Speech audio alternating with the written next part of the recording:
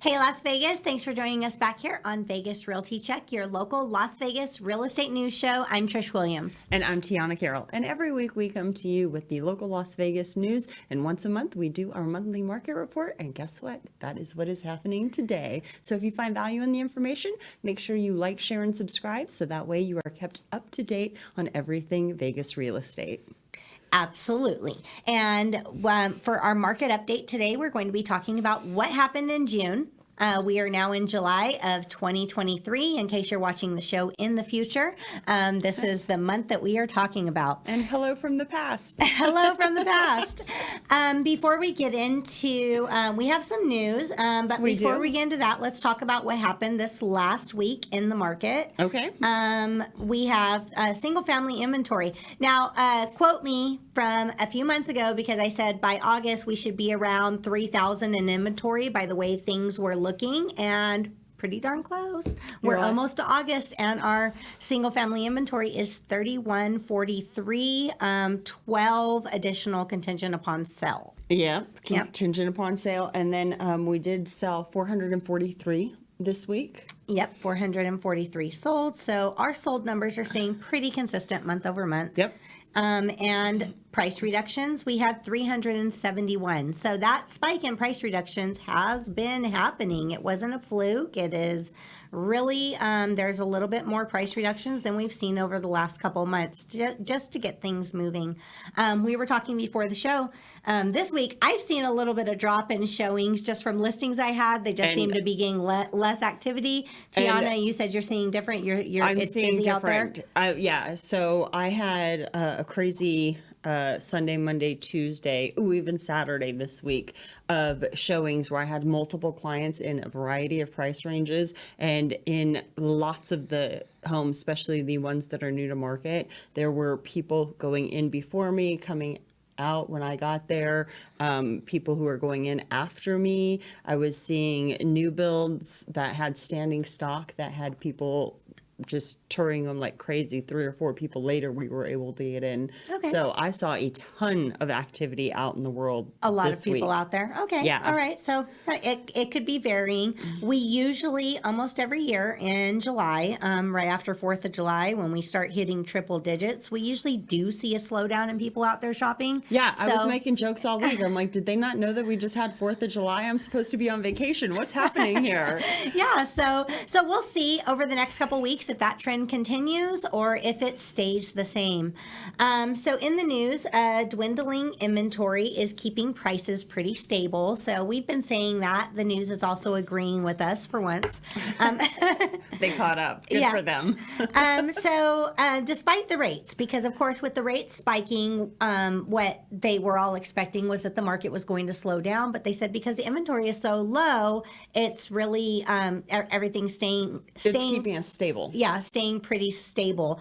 News 3 quoted that we're in a boring housing market right now, but boring is good. I don't know. After the roller coaster ride we had, I think I need boring, like a little breath of fresh air, please. Yes, we want some boredom. We like the boredom. Yeah. Mary Perry, who's our LVR president, says that it is still a seller's market because of the low inventory and the buyer demand. Yep. I heard that from Lee Barrett too when he did his market report for all of the LVR. Yeah. And he said the same thing. He was like, what's really keeping us in a solid position is the fact that we don't have that huge influx of inventory. Mm-hmm. So everything is stable. And sellers with those low, under 4% rates do not want to sell their homes right now. So, right. And why would you? Yeah. Well, there's reasons why. Okay. Yeah. Okay. So your regular real estate reasons, right? Yeah. But if you don't have to sell, you're not.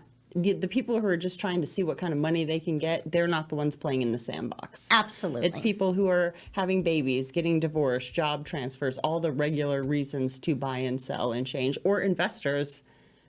Investors love money, and they love to play in our sandbox here in Vegas, and it is a good place to invest in. Yeah. That is correct. And according to analytics from Realtor.com, Las Vegas rent prices have dropped 6%. Don't get too excited though, because that was just since last year. But since between 2020 and 2021, rents had spiked nearly 25%. So that 6% drop was kind of just a little bit of giving them a little bit of breathing room. So it was a It's market not- correction for renters. Absolutely. Yeah. So nothing to get excited about. Rents are not low. I was looking, I had a client that was, she needs to rent temporarily. And, she was looking at condos and, apartments. And she's like, well, why are the prices so high? And I was like, well, check the rates on the apartments, see if they're any lower. And they were actually higher.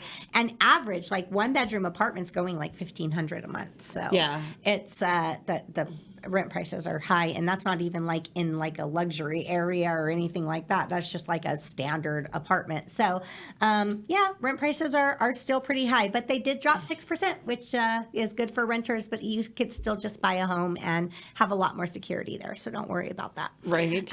If you don't have to rent. I mean, there's reasons people rent, but if you don't have to, buy. It's my favorite thing to say. Yes. I just stand in the rooftops and be like, buy. Yep.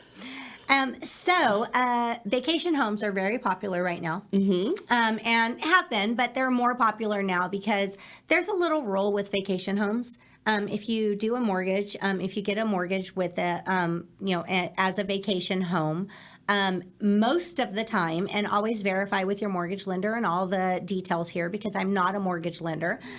Same. I'm not a mortgage lender. Yes, but in a lot of cases, a lot of mortgages will allow you to still do short-term rentals on that vacation home temporarily, as long as you're occupying it at least 14 days per year as your vacation home, as long as you're using it as for personal use at least 14 days a year. So vacation homes, people are seeing that as a very good investment. It has to be 50 miles away from your primary residence to qualify as a vacation home for a mortgage. I think it should be 500 miles away from your regular residence to be a vacation home. I need a break. I got to get out of here. Some people like to take quick vacations. You love a quick vacation. I love a quick vacation. I like a vacation, but I don't have a lot of time, so it's got to be a quick one. I'm just the opposite. I like to take the week before to prepare for vacation, then vacation, and then have a few days after to sort of prepare for reality again. Yeah. There's nothing quick about the way I vacation. Yeah, I do the quick 3-dayers where it's like one day's not even really a vacation because you're commuting, I and just you get call like those one. like commuter trips, and I take a lot of those too. Yeah. But I like my vacations. I like to be on vacation. Yeah, that's good. I know. I really, my husband keeps telling me to start leaving my laptop at home. It's so hard. I just want to say, anytime you have left your laptop at home, I get lots of calls. Well, see, I do it for you. Thanks. This is how we stay in communication when you're gone. Right. With vacation homes, lakeside property in Nevada, you would not think that Nevada would be a place where people want waterfront property, but it is. It is a very popular place for waterfront property, and lakeside property in Nevada. The first most expensive lakeside property destination in Nevada is Tahoe. Tahoe. Yeah, So Tahoe it makes complete and total sense because it's a real lake. Yeah, it's a real lake. It's very pretty, and Tahoe is very popular. And they so are gorgeous. The most expensive lakeside property homes that are located in Nevada. But coming in second is Lake Las Vegas. Yes. Yes, our beautiful Lake Las Vegas. And, I was looking recently, looking for land options, vacant land and everything. And there are a couple parcels that they have that are on islands, like little islands in the lake. You could buy the land and you could build your house right there on an island. I was like, I was just astounded by it. I was just like, wow, that's so awesome. You could live on an island. In the desert. In the desert, yeah. Live on the island in the desert. That seems totally logical. Yeah, do that. Absolutely. So lakeside property in Lake Las Vegas right now, it says average rent is $2,062, which I think is pretty low. I think that's pretty low too. Yeah, so I don't know where they're getting those numbers from, but that's what's there. That's what's reported. So we will quote that. And median home price in Lake Las Vegas is $820,000. The most expensive home in Lake Las Vegas is $32.5 million with 14,000 square foot. Las Vegas Strip views and lake views, of course, and a 12-car garage. Nice. Yes.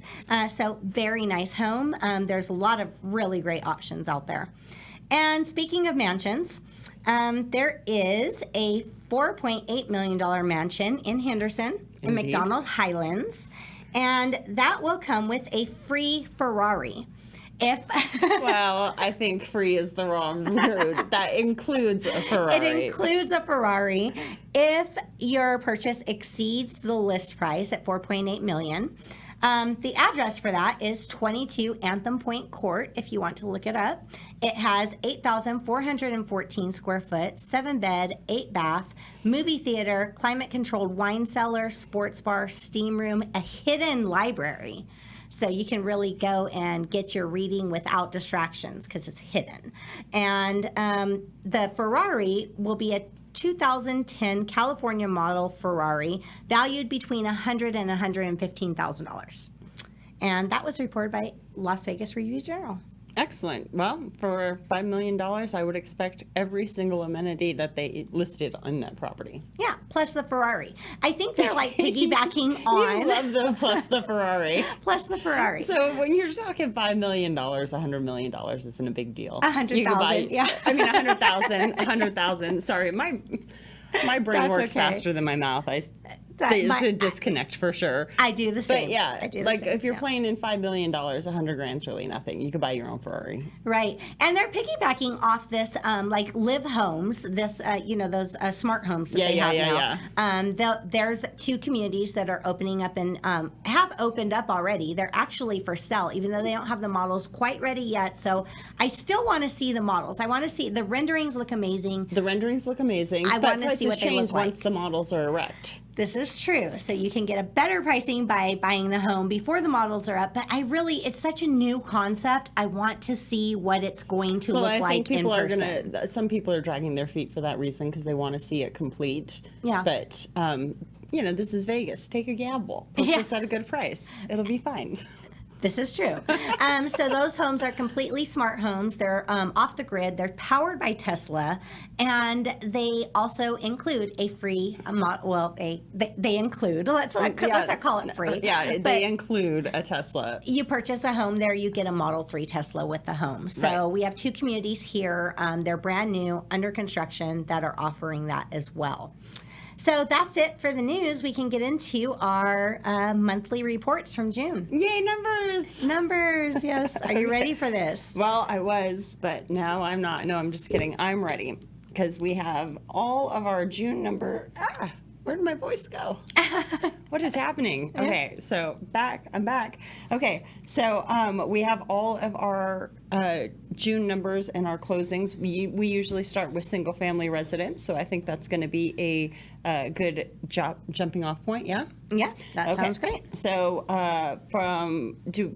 I like this new chart, by the way. Did I tell you that? Yeah. Because it gives us back to back. It gives us June of 2022 right next to June of 2023, so we can see comparisons. So new listings, we had 2,736 new listings for single family residents, and that. Do you want a shocking number?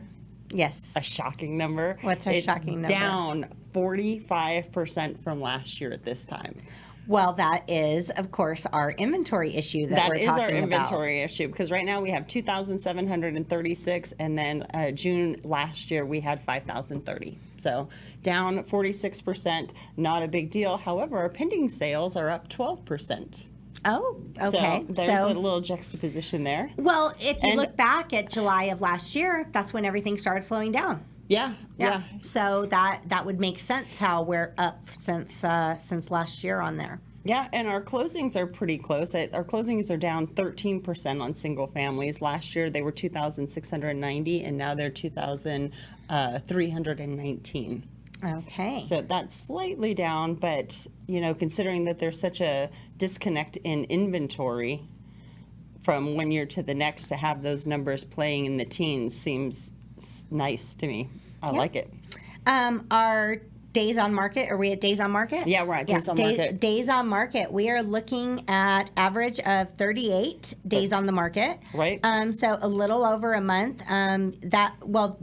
That is up from last year at 17. Right. And so the mindset of people who are out shopping, at least in the current market that I'm seeing, is they all think that our days on market are like they were last year, 17 to 25 days on market. And they're saying, well, this house has been on the market for 25 days. You know, we should lowball offer. And I just kind of giggle and I'm like, hee, well, that's not how it works. We're almost at 40 days on market before we even think. That's just the average, right? Yeah. And so, and then with multiple offers happening across all price points, I don't fool around with that. Do you want a house? Right. And when we're house? talking days on the market, you know, shopping with buyers and even talking with sellers, you know, the thing, I guess the good rule of thumb, I've always said like 30 days. Once we exceed 30 days on the market, we haven't got an offer, we need to start considering the price and seeing if we need to do price or adjusting condition or something like that. But even or though accessibility sellers, hint, hint, hint. Right. Since our days on the market are 38, I would say that we start looking at that closer to 45 days on the market. And then, you know, if it's not, if we're not getting in contract by then, that's when we need to start considering. And buyers, when you're out shopping, if you're looking at a home and you're considering making a lower offer, it should really exceed 30 and be close to 45 days on the market at minimum before the sellers are going to consider going lower on that price. Our year-to-date days on the market average is 49. Yep. Yeah, and that's because we had a slower beginning of the year. Yeah. Yeah, so that January and February were sort of like, oh, are we still doing real estate? Yeah, that played into that average. Now this one, the median sales price. I actually love this. Yeah, no, Okay, go ahead. it's good. So last year in June of 2022, it was at 480,000. Now it's 444,000. If you love fours, this is your number. Right. So that's our median sales price. That's down, and this is where I guess I got a little surprised because I was under the impression that we had like a 17% drop in median sales price, but it's down only 7.5%. 7.5%. And, you know, that's the average. So there's different zip codes and areas of town that saw a bigger decline, if you will, when we had our correction.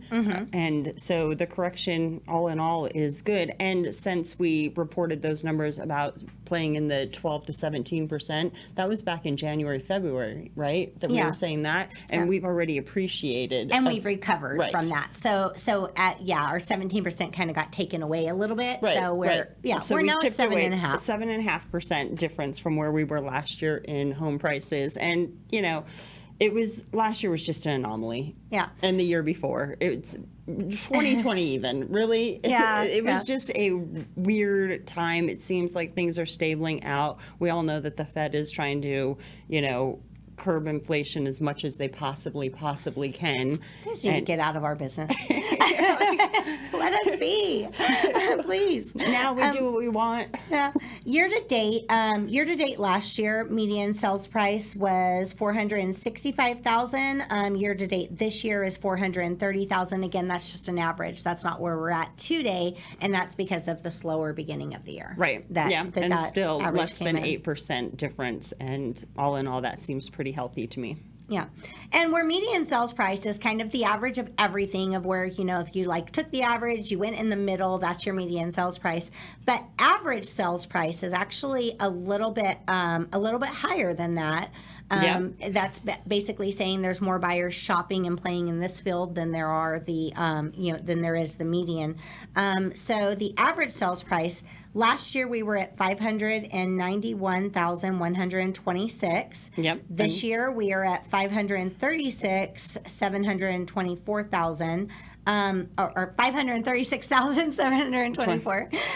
That's down 9.2%. So again, that's closer to that 17% correction. Not quite there; it's half, but still a little bit closer. And year to date, that's for year to year, and then our year to date is only 6% down. Yes, So. Absolutely. Now, sellers will love this one.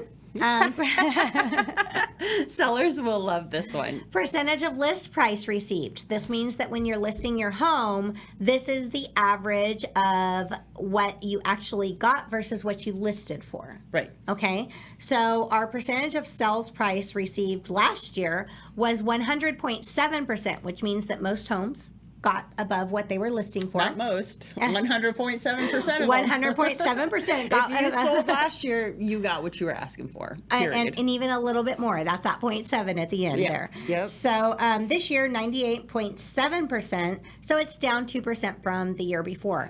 That's still 98.7% of your list price is still, I'd say, a pretty good number. I'd call that a win. Yeah, and that just shows that it is definitely like a seller's market because buyers are giving sellers what they want to acquire homes. Period. Absolutely. Like if you're coming on the market and you're priced right and you're got everything that you need in order, your house is going for list price. Yes. And that number is down 3% year to date, and a year to date average is 98%, which is still not a bad number, sellers. That's not good. Thank you. The affordability index. Okay, so I must have just blocked that out. Okay, I got it here, 65. Yeah. So affordability index is basically the, I guess, based on the affordability of homes, of where we're at. It's at, last year was 65%. This year is at 63%. So it's down 3.1% in affordability for buyers, home buyers. Yeah, and that's not much. That's just a commission. Yeah. I'm just kidding. Wow. Inventory of homes for sale. This is different. Well, yeah, because this speaks to how crazy it was last year when we had all the homes on the market versus now not having any inventory. Right. Because last year our inventory would have been 7,390, and now we're at 4,087. Yeah. So last year, again, we're looking back last June. Last July is where we had the big slowdown. Yep, that's when the brakes started to. Right. So last June, I'm just going to call it our crash. Last July was when we had our crash. It happened. Are we doing that now? No, it happened. It was there. It's sort of a correction. No, yeah, it wasn't a crash, guys. But anyways, that was our crash. That was our version of a crash. Okay, our version of a correction. I'm with you now. You missed it, but it happened. But last July or last June when that happened, so these numbers are from last June. Last June, people started to see the slowdown. They started to see things were slowing down. Then sellers started like flooding the market with inventory. Right. Everybody was like, "Oh, I'm going to hurry up and list before I miss the boat." But that's the worst decision to make in a time like that when things are slowing down, because then you're just flooding the market with inventory and driving prices down. So that happened last year, and that was our inventory last year was 7,390, and this year we're at 4,087. That closed out at the end of June. That's single family and townhouses and condos and everything. So that's everything combined, down 44.7% from the year before. Month supply of inventory. What do we got? Well, we have 2.5. Okay. Less than 3 months of inventory for our stock, which definitely puts us in a seller's market. Anything under 3,000 is 100% a seller's market, and typically we'd like to be in the 6,000-7,000 to be pretty balanced. Yep. And June of 2022, it was 2.5%, and this year in June, it's 2.1%. Yeah. Well, month supply, 2.1 month supply. Oh yeah, not percent months. Yeah, not percentage. That is month supply. So we basically have like 2 months of rent. 2 months of inventory, and then that's it. So that's down 16%. So we don't have a lot of stock, and again, that is what is keeping our prices stable. Yeah. So just in like layman's terms, there, if we were not to list anything else, if nothing else came on the market, we would be sold out of stock within 2.1 months. I'll say 2 months. Okay, let's just go with 2 months because that's what I'm going with. Yeah. So in 2 months, we'd be completely out if we sold everything. Yes, absolutely. And that is down 16% in inventory since last year. So that inventory number is huge because it's just the basic concept of supply and demand. Yep. In any kind of shopping or anything that you do. Lower supply, will make the demand higher, and prices will either increase or stay stable, which is what we're seeing right now. Right. Because interest rates are actually kind of stopping them from increasing any more than where they're at now. Slightly, we're expecting a slight increase, but it's less than 5%. Yeah. Yeah. So And interest rates right now are a little volatile, in my opinion. Okay, was that too much? Okay, maybe that was too much. Next week they did raise. Yeah. So they've been playing a little bit higher in the 7s now than, a few weeks ago when we were talking 6s. Yeah, and that has increased, that has changed. And next week we are going to be having a mortgage officer, Brad Watts. Yep. He will be on the show, and he will be talking about an update of what is happening with rates. And Right. Brad knows his rates, and Indeed, he does. we are very excited to hear from him. Yeah, and that'll be good information to have. So if you're not already, like, share, and subscribe, so that way you don't miss out on the interest rate conversation next week. Yes.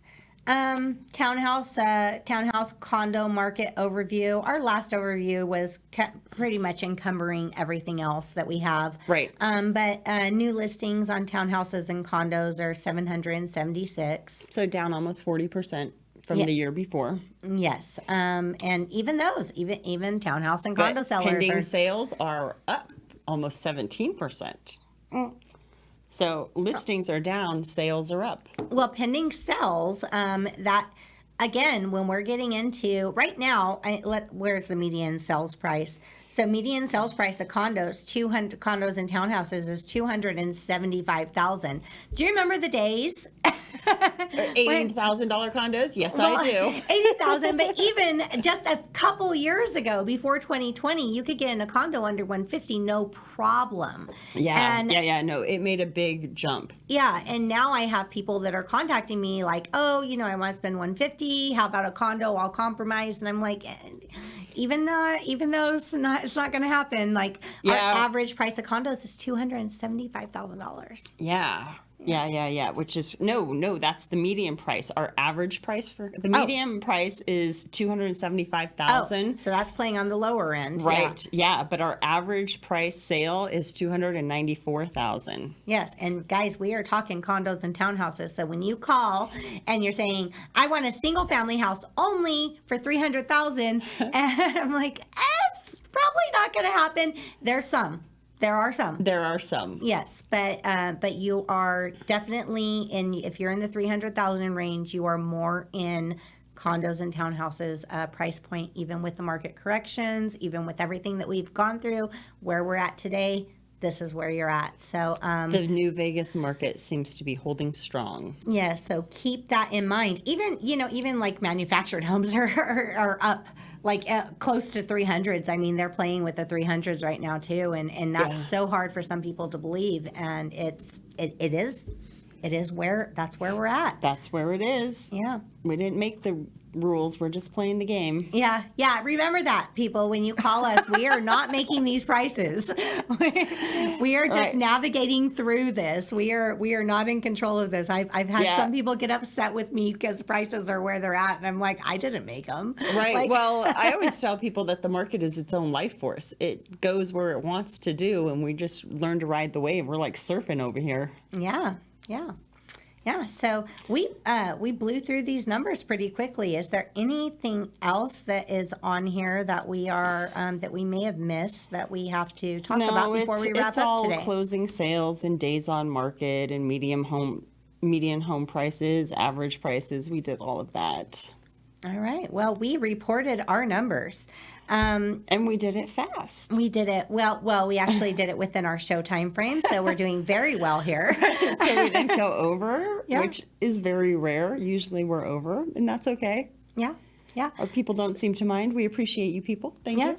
So overall, our boring housing market is doing pretty well. Again, we're staying pretty stable. And back to news reports, they said we kind of plateaued right now. Right. And and again, I don't anticipate any major increases, especially because we passed the spring. Mm-hmm. We're into the summertime, and usually prices don't spike too much after July. Yeah. And then I mean, we still have fall's usually pretty good here. Yeah, fall's sales. usually good, stable, but I Right, don't think that but- prices are going to increase much over that time. Yeah. They'll probably just stay around the same. That's my crystal ball. I'm predicting. You're like, give me some grace. Yeah. I could be wrong. It's If been known something to happen. happens, anything could happen, right? I am anticipating more crystal ball talk here, but I Okay. am anticipating next year, because it's an election year. Almost every time during election years, we see rates drop. And yeah, we say that often on the show. And then, let's hope that goes historically. It does the same thing. Historically, it does that. Sales actually slow down during election season as well. Yep. People just get they're unsure about what's going to happen, and just human nature. They don't like to act when they're uncertain about what's going to happen in the future. So They all get, what's it called? Analysis paralysis. Exactly. So that's going to be something that I think that we're going to see next year, but also next spring, in the beginning of spring before that hits, I'm expecting a lot of activity and seeing some price increases come the spring next year. Yeah. Yeah. Yeah, I expect that too, but that's just because of the nature of the beast. Yeah. Yeah, and what's happening right now, there's indicators now that, buyers still want homes, people want to get in homes, everything, even though the Fed's trying to slow us down, trying to do their corrections on the market, we are, buyers are talking and they're saying, I still want a home. Yeah, and they're raising their hand and saying, can you help me? And some people are in a position right now, and some people are doing it in 3-6 months, and it might be next year. Yeah. So, Yeah. So, but it'll be interesting to talk to Brad next week and see what the rates are, because I've talked to a bunch of different mortgage people over the past few weeks, and they have very different mindsets on what's going to happen in the future. right. Just a few months ago, or last month, I think it was, I had a mortgage lender tell me that rates were not going to increase anymore this year. Yeah, that it was over. Yeah, that it was over. And then over the last couple of weeks, we We saw went that up. we saw a jump in those interest rates, and that jump in the interest rates had a couple of the loan officers that I was talking to frazzled, kind of concerned about what the future is going to hold, and loan apps are down because of that interest rate or whatever. But it's like real estate. It's the same thing. It's always a roller coaster ride. It's up and it's down. You just hope that you get in on the good parts. Right. But even if you don't get on the good parts, it's still better than renting. It is still better than renting. And again, if you guys are out there, there's, with what's going on in the market and everything changing so rapidly, tune into our show, watch. We report things every week as they're happening. I talked about it last week, and I'll say it again. I was scrolling through social media, and there's lots of sky is falling posts on there, and it's really not, when you look at the actual numbers, that's not what we're seeing. So we are not we're not seeing anything drastic. And again, we had all these things about waiting for the crash, and it appears that's not happening. Well, it appears that it didn't happen. And that it didn't happen. Is it going to happen in the future? We'll talk to Brad and see what the interest rates do. If we see some major changes in the numbers, like we don't see, 2 months of inventory is slow. But if it drops down to like a month and a half, that's going to really sort of support the things that are going on and what people are thinking. So we'll see what happens. Yeah, we'll see. Tiana, if people want to talk to you about buying a home, how do they reach you? Go ahead and shoot me a text or give me a call at 702-379-9948. I'd be happy to talk to you about anything real estate in Vegas. And Trish, you'd be happy to help people as well. How do they get a hold of you? 702-308-2878. And you can call me, text me. You can email me at trish@trishwilliams.vegas, or reach out to us here on the show. Don't email me. I only email people when we're in contract. Otherwise, we're texting. Yes. Thanks, guys. Like, share, subscribe, download our show, and tune in next week to see what's happening with rates. Thanks, Vegas. Have a great week. Thank you. Bye. Bye.